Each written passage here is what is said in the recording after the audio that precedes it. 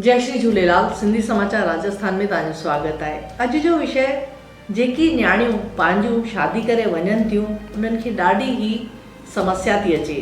उहा समस्या छाजे करे पई अचे इहो तव्हां असांखे थोरो कमेंट कंदा कि जेकी घर में उनजी माउ आहे सस जे रूप में उन सां उनखे तकलीफ़ आहे या उनखे घणेई ॻाल्हियूं नथियूं अचनि।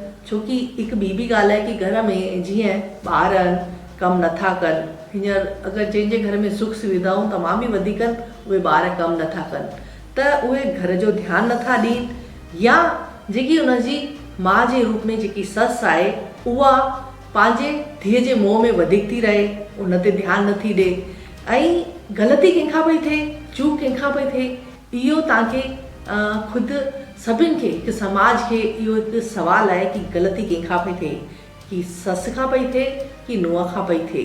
त इहो जवाबु ॾिजो। ऐं ॿियो, अगरि जेकी बि ससु आहे, जेकी हुनजी माउ आहे, उहा पंहिंजी धीअरुनि खां प्रेम करे थी, प्रेम सभिनि खां करिणो खपिजे, पर हद खां वधीक कंहिंखे बि चवंदा आहिनि न पंहिंजो घर ख़राबु न कजे।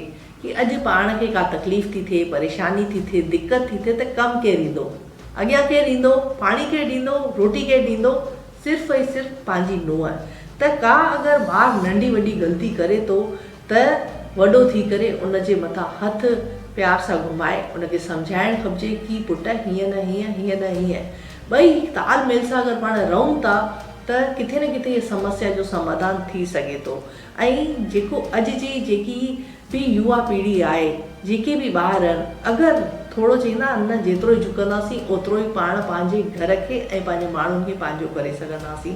त आख़िर इहा समस्या जो समाधान पंहिंजो घरु आहे, पंहिंजो परिवार आहे, पाण खे ई करिणो पवंदो। त ॾाढा ई मेल ईंदा आहिनि। त इहो तव्हां हिकु जवाबु ॾिजो कि आख़िर परेशानी ऐं दिक़त कहिड़ी वजह सां बि थिए, माउ जो इन्वॉल्वमेंट धीअ खां वधीक आहे, उहा सदाईं पंहिंजी धीअरुनि खे फ़ोन थियूं कनि, इन वजह सां हू पंहिंजो घरु नथियूं करे सघनि, या माउ जो जेकी ससु आहे उनजो प्रेम पंहिंजी धीअरुनि सां वधीक आहे, इन करे उहा नुंहरुनि खां लगाव नथियूं करे सघनि। वजह छा आहे तव्हां असांखे कमेंट करे जवाबु ज़रूरु ॾिजो ऐं ॿुधाइजो। जय श्री झूलेलाल।